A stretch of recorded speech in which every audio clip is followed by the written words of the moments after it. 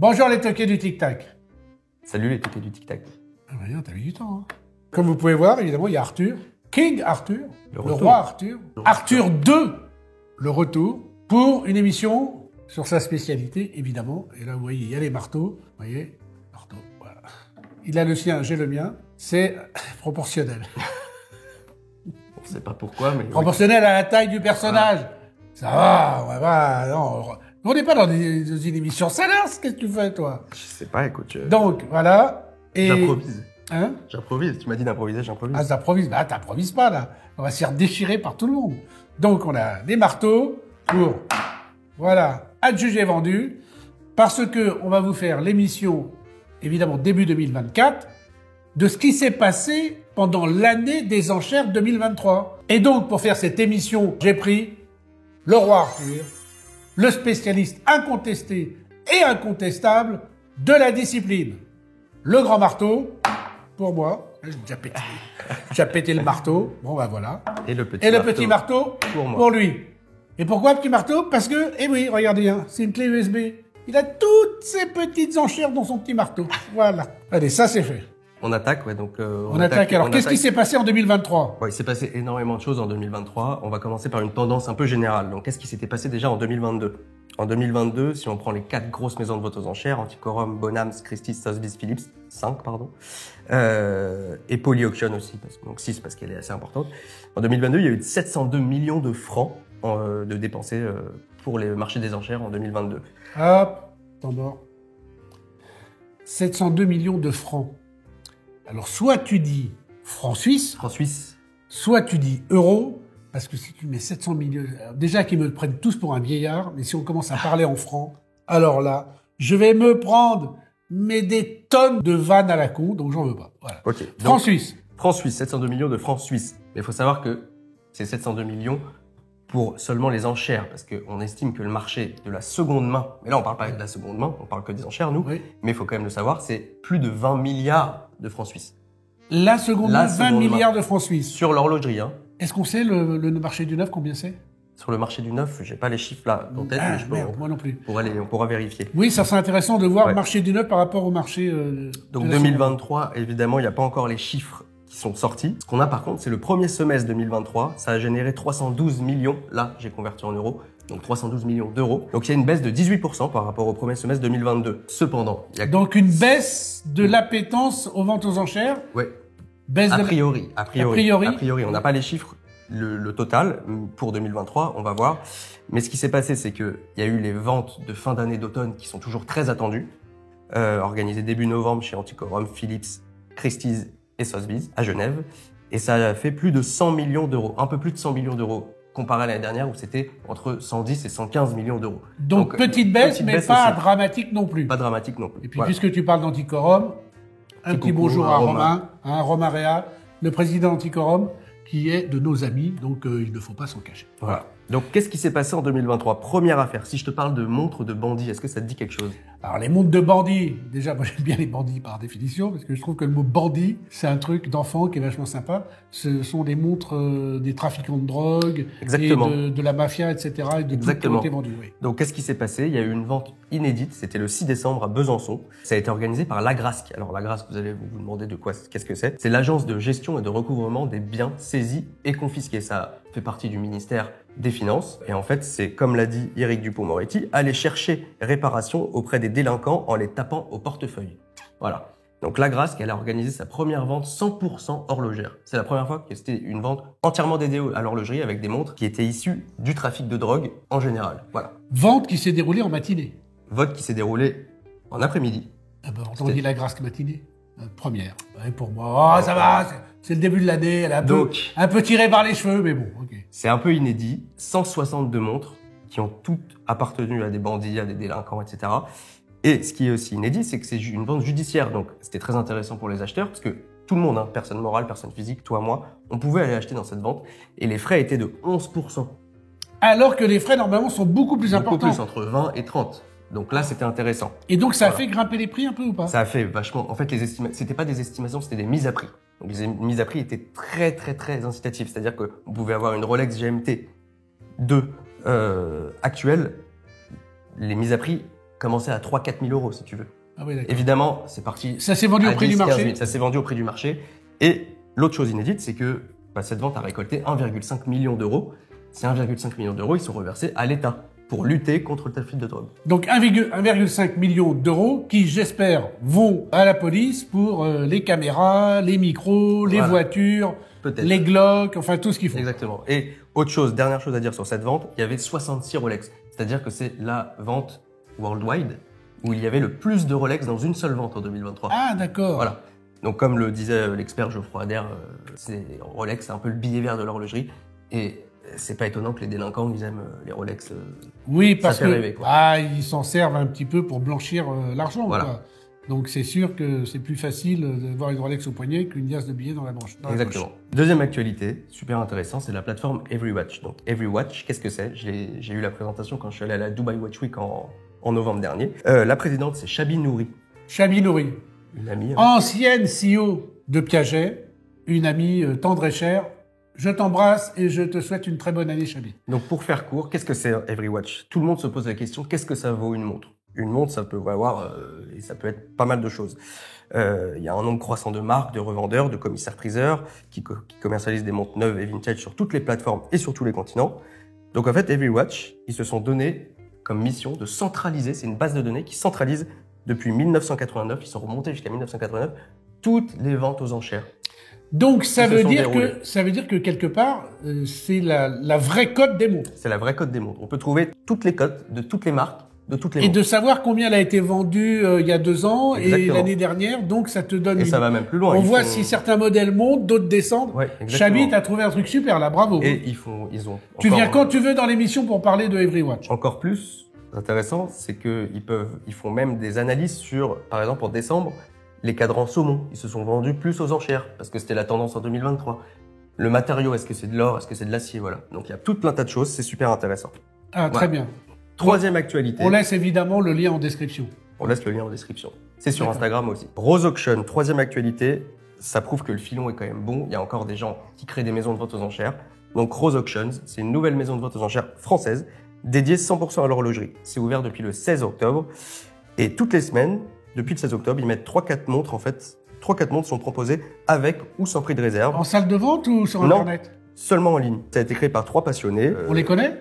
On le connaît. Moi, je connaissais pas. Il s'appelle Damien Julia, Romain Combe et Matteo Rossi. Voilà. Tu les connaissais pas? Je les connaissais pas. Ah non, moi non plus. Ben voilà.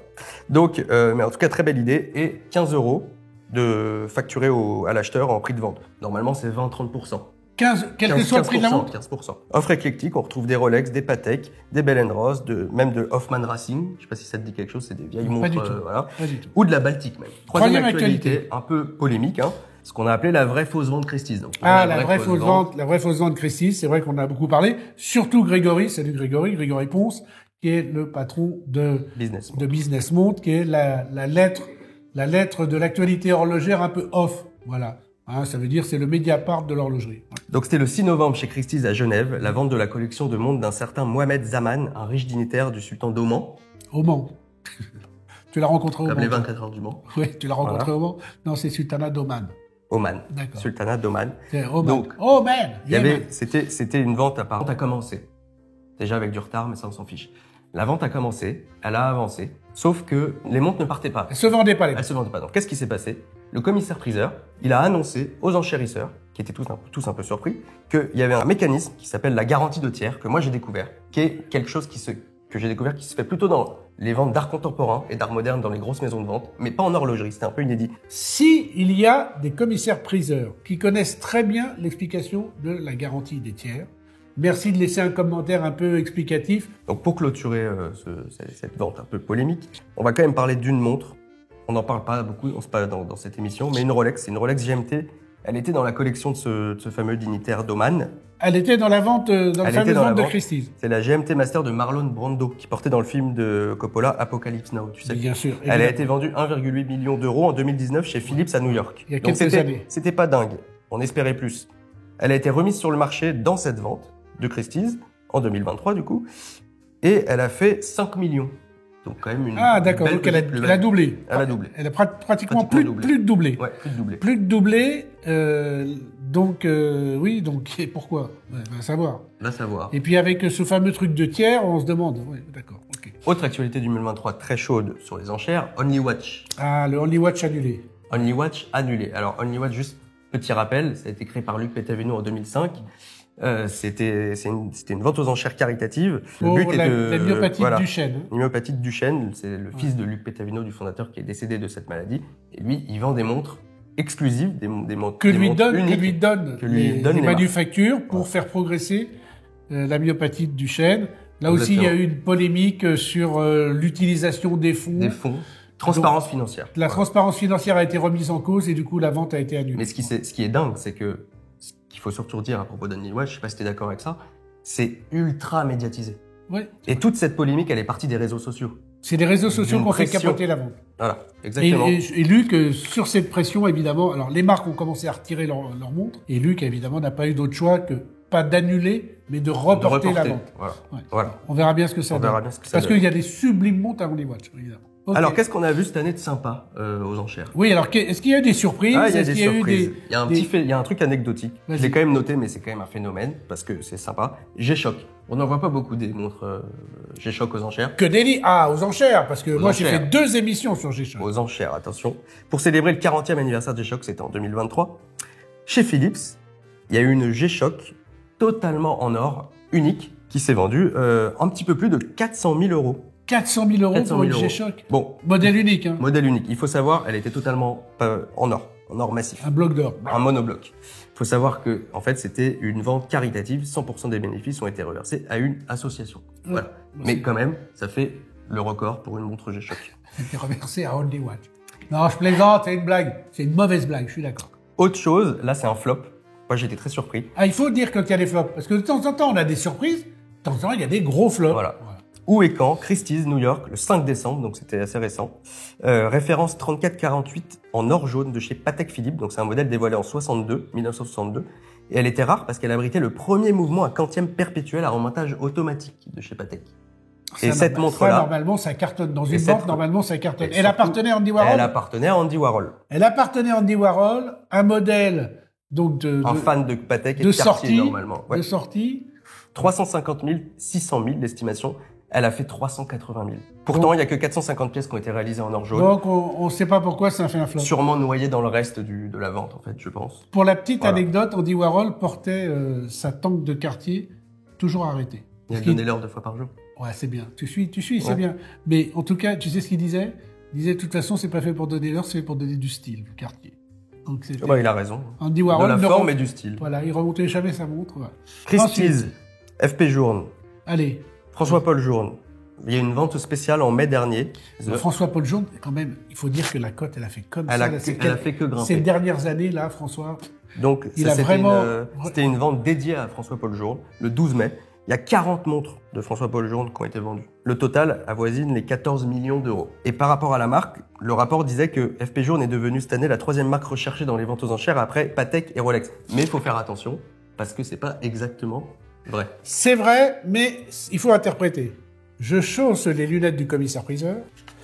Alors, Patek est la première marque dans les ventes aux enchères pour les lots à plus de 100 000 euros. Exactement. Donc déjà, ça commence à être des grosses montres. Hein. Et il s'en est vendu 255 en 2023, alors qu'il s'est vendu que 106 lots à plus de 100 000 chez Rolex, 103 chez Journe, 27 chez Richard Mille, 36 chez Audemars Piguet, 2 chez Roger Smith, 34 chez Cartier, 3 chez Philippe Dufour, Roger etc., Smith, etc. tu fais bien d'en parler, je dis 2 mots, parce que c'était la surprise un peu de cette année. Vas-y. C'est quand même un horloger dont on n'entend pas, un horloger anglais, on n'entend pas beaucoup. En 2023, chez Philips, à New York, il y a eu la Pocket Watch numéro 2, donc la montre la plus importante de cet horloger. C'était le petit protégé de George Daniels, voilà. Et elle s'est vendue pour 5 millions de Alors, dollars. George Daniels, éminent. 5 millions de dollars, maître donc là horloger. c'est en dollars. Ça a établi un record pour une montre britannique. Et il a produit seulement 3 montres, la numéro 1, la numéro 3 sur commande, et encore en main privée, et cette numéro 2, produite entre 92 et 97, qui a été vendue, du coup 5 millions d'euros. Et c'est la seule qui a été jugée par George Daniels apte à être une montre digne de ce nom. Et voilà, elle a été vendue. Dire que le mec, dans sa vie, il construit 3 montres. Ouais. Et il les vend à qui? Combien? Ah, ouais, ouais. Il y en a encore une qui est en main privée. Voilà. Il y en a encore une. Donc effectivement, FP Journe, il y a quand même 103 modèles qui sont Ouais. apparus aux enchères en... Enfin, ça c'était pour le premier semestre, hein, donc on attend, Ah, on est au on premier attend, on semestre. attend la là suite. Hein. Ah, on est au premier semestre. Voilà. Ok. Mais bon, mais c'est intéressant de voir que Patek, Rolex, Journe, Richard Mille, Audemars. Là, ce qui est intéressant, c'est que Cartier. Journe, il y a encore 2 ans, il était absent de ces classements-là. Ouais. Mais il y a une mode sur François Paul. C'est très Il y bien a, d'ailleurs. il y a une autre grosse mode, c'est Cartier. Ouais, mais Cartier, c'est un game changer. C'est vraiment l'arrivée de Cyril Vigneron à la tête de Cartier. Édouard VII d'Angleterre, il changé. disait quand même que Cartier, c'était le joaillier des rois et le roi des joailliers. Ouais. Et c'est le roi aux enchères, hein, c'est le roi incontesté. C'est vrai qu'il y a C'est une valeur sûre. Je veux dire, même vos grands-mères, elles portent des Cartier, comme Napoléon portait des Cartier, comme Alain Delon, tout le Andy monde, Warhol, tout le monde Jackie portait des Kennedy. Cartier. Voilà. Donc, Tout le à monde. Paris, le 12 décembre, donc c'est assez récent, il y a eu une montre en platine à remontage manuel tank cintré qui a été estimée 15-25 000 euros. Elle a fait 150 000 euros. Cartier, donc la deuxième Cartier que j'ai repérée, Genève, 5 novembre chez Antiquorum, 2 amis d'Antiquorum. Une très belle et rare grande montre bracelet en or jaune 18 carats à remontage manuel. C'est le modèle bambou de 1970. Je sais pas si ça te dit quelque chose, toi. Je connais pas. Moi, je connaissais pas. Une forme atypique. On vous mettra la photo. Estimation 6-10 000. Elle a fait 50 000 euros. Donc 50 000 euros pour 6-10 000, ça veut dire qu'elle fait 5 fois l'estimation maximale. Ouais. Donc c'est vraiment très important. Bah, c'est comme ça sur tous les modèles que j'ai, la majorité que j'ai repérés. Donc là, par exemple, on a une Cartier 10C. Tu sais, elle a une forme le cadran, on dirait un D. Je sais pas si ça te dit quelque chose. C'est une des montres les plus étonnantes et je trouve assez cool pour femmes, fabriquée à Londres en 72. Et elle embarquait un mouvement Gégère-Lecoultre. Donc c'était assez rare. Elle a été estimée entre 20 et 40 000 et elle a fait 140 000 euros. Mais dis donc, ça cartonne là. Il y a eu pareil sur une tank normale en platine qui est sortie dans une vente aux enchères très récemment, modèle édité en série limitée, mais très récent, et qui a fait beaucoup plus cher que son prix boutique. Donc de là à dire que Cartier ça cartonne, il n'y a pas loin. C'est pas mal comme slogan d'ailleurs. Cartier ça cartonne. Cartier c'est pas ça mal. cartonne. Dernier exemple, New York, le 7 décembre, chez Sotheby's, parce qu'on les a pas cités. Une Cartier Crash en or jaune de 2007. Elle était estimée 120-200 000 euros. Elle a quand même fait 185 000 euros. C'est quand même un gros chiffre pour Cartier. Tu connais l'histoire de la Crash de Cartier? Oui. La Crash de Cartier, évidemment, c'est une montre qu'ils ont retrouvée après un accident de voiture. Et ça a donné la forme de la montre. Ils se sont dit, tiens, c'est rigolo. Pourquoi on ne ferait pas C'est ça? une des montres de forme les plus cool. Hein. Mais Cartier est le roi de la montre de forme. Hein, les montres de forme, c'est chez Cartier. Hein, Et autre le exemple, design, c'est vraiment sublime. Autre exemple sympa, parce qu'en plus il y a une provenance. Une montre, la référence 76-72, donc c'est une baignoire de chez Cartier, offerte en or jaune, offerte par Charlie Chaplin à son épouse Oona Chaplin vers 1960. Elle était estimée 8-15 000 et elle a fait 35 000 euros. Ouais, mais c'est normal. Donc la provenance fait le prix. Voilà. Là, c'est la rareté, la montre de la femme de Charlie Chaplin. Exactement. Mais puis la baignoire, c'est quand même une icône de chez Cartier. Je serais pas étonné d'ailleurs qu'on en parle d'ici peu de temps de la baignoire parce que c'est vraiment une montre sublimissime. Ensuite, on peut parler de Tag Heuer, parce que les Tag Heuer, ils ont quand même une grosse actualité en 2023, qui était les 60 ans de la Carrera. Voilà. 60 ans de la Carrera, qui était aussi les 60 ans de la Porsche 911. La Porsche 911, exactement. Donc Tag Heuer, c'est pas une marque à laquelle on pense comme star des ventes aux enchères, comme Breitling par exemple, mais pourtant il y en a toujours. Il y en a toujours des petites Tag Heuer qui se glissent dans les catalogues. Et sans surprise du coup. Et même dans les petits prix. Hein. Et surtout dans les petits prix. Et dans les petits en fait. prix, on trouve des Otavia, des choses un peu des comme ça. Des Aquaracers. Et ça cote. Donc 2023, année de la Carrera, évidemment. Il y a eu beaucoup de Carrera et en or jaune à des prix raisonnables, autour de 5-7 000 euros, comme chez Sotheby's en septembre, ou en mai chez Antiquorum, qui était en janvier 2023, donc c'était un peu plus vieux. Mais voilà, on peut se faire plaisir avec une belle Tag Heuer en or, pour pas si cher. Tag Heuer, qui a défrayé la chronique, évidemment, en janvier 2024, puisque son CEO, Frédéric Arnault, a été nommé patron de l'horlogerie chez LVMH. Si Tag Heuer marche aussi aux enchères, c'est un peu le travail de Frédéric depuis 5, 6, 7 ans qu'il est chez Tag Heuer, où il a vraiment remis la maison sur le devant de la scène, et notamment avec ce partenariat Porsche. Autre chose très intéressante, ça tu aimes bien, Richard Mille. Richard, c'est un copain. Voilà, donc super grosse année, ça c'est vraiment ultra intéressant. La marque apparaît 39 fois aux enchères rien que chez Sotheby's. C'était 16 en 2022, donc voilà. 29 fois chez Christie's, 9 chez Philips, 4 pour Antiquorum. Donc au total, ça fait plus de 80 montres Richard Mille en 2023 qui sont passées aux enchères. Et alors, est-ce qu'elles ont bien cotées? Est-ce qu'elles ont performé ou est-ce qu'elles ont sous-performé? Non, elles ont performé, elles ont fait leurs estimations. D'accord. Par exemple, chez Sotheby's, le 7 octobre à Hong Kong, il y a eu la référence RM5205. Je sais pas si ça te dit quelque chose. Bah, j'ai un peu de mal avec tous les chiffres, mais bon. C'est la montre bracelet tourbillon qui a été fait avec Pharrell Williams. Ah oui, bien sûr. Avec évidemment. le casque. Avec le casque, avec l'astronaute. Casque d'astronaute, voilà. C'était une édition limitée à 30 exemplaires. Elle a été estimée 1,2 million d'euros. Ouais. Donc j'ai converti en euros. Elle a fait 1,5 million. Ah, donc elle a quand même surperformé. C'est quand même énorme pour une Oui, mais elle est montre rare. Charmy. Elle est rare. Voilà. Pareil chez Philips en novembre à Genève, la RM2701 de 2013. RM2701, tu sais, ça te fait penser au tennis, à Nadal. Ah, celle de Rafa. Voilà. C'est sur le modèle des montres faites pour Rafael Nadal. Celle-là, c'était un tourbillon en nanotube de carbone, donc c'était assez dingue pour l'époque en 2013, avec un mouvement suspendu. C'était le numéro 14 d'une édition limitée à 50 pièces. Elle était estimée 800 000 euros. Il n'y avait pas d'estimation passe ou autre, c'était 800 000 euros. Elle a fait un peu plus d'1 million. Donc c'est quand même des super grosses estimations et des gros résultats pour Richard Mille. Voilà. Il y a une Bubba Watson donc, qui est pas passée aux enchères. Il y a une Bubba Watson qui est passée évidemment chez Christie's en mai. C'était à la Dubai Edit. Bubba Watson en or.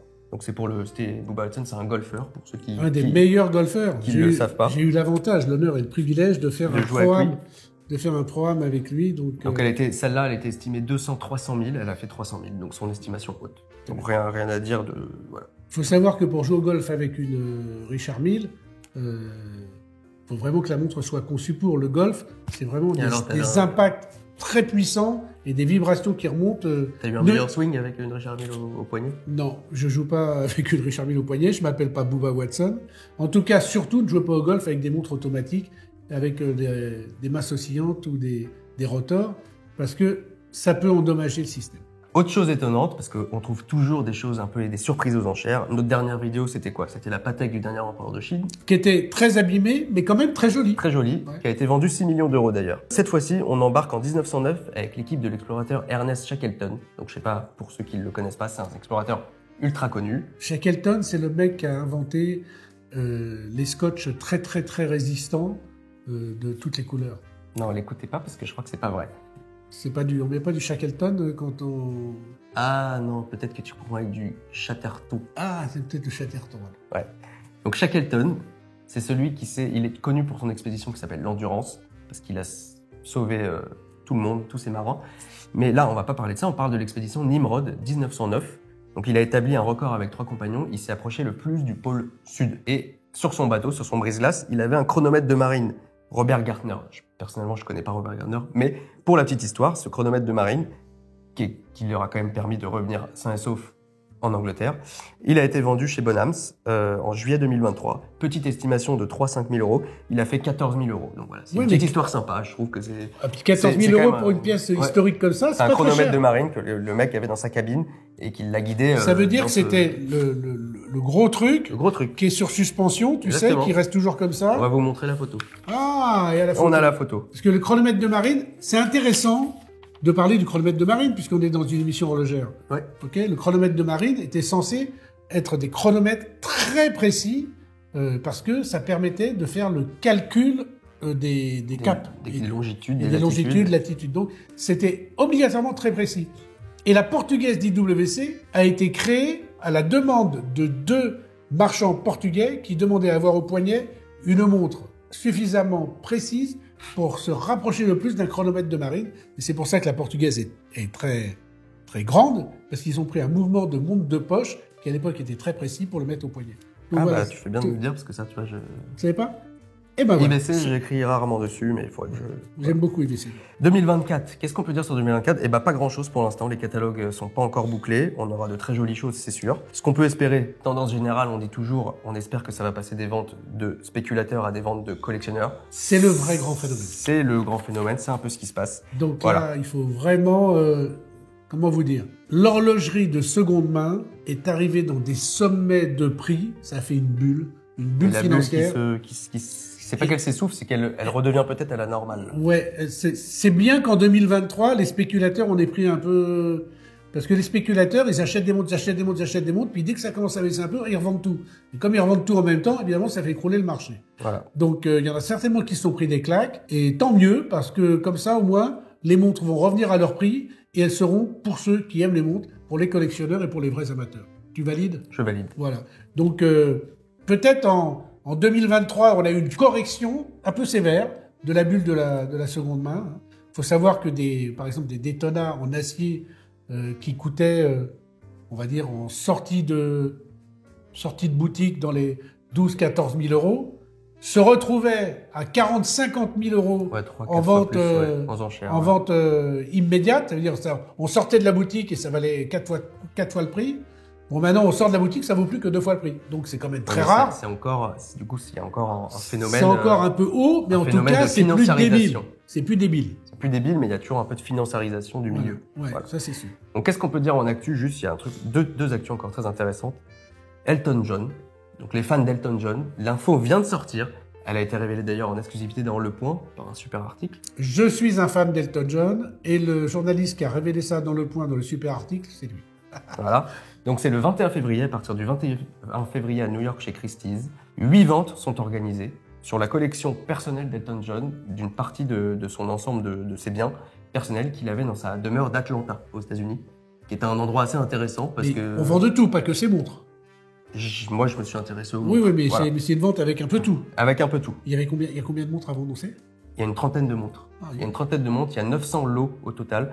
Il y a des Piaget, il y a des Rolex, il y a des Chopard, parce qu'il faut savoir qu'Elton John, il a fait des Chopard personnalisés avec Chopard. Bonjour à la maison Chopard, on les aime beaucoup. Voilà. Puis il y a une Roger Dubuis, super belle, assez rare. Il y a de la Piaget, j'ai déjà dit. Gégère Lecoultre, même à Languenzone. Voilà, il y a plein de choses, donc c'est assez intéressant. Interrogation qu'on pourrait se demander, c'est qu'est-ce que ça va devenir des cotes des montres Universal Genève? Toi, moi, tu te poses la question, moi je me la pose pas du tout, tiens. À te juger. Ça va être l'explosion Universal Genève.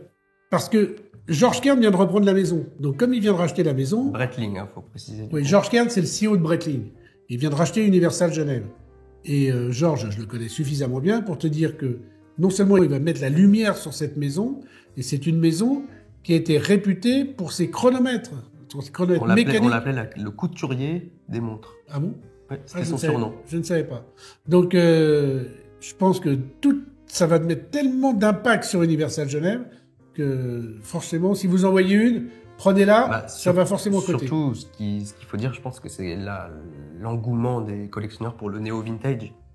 Et Universal Genève, on est en plein dedans, donc je pense que oui, la cote va être...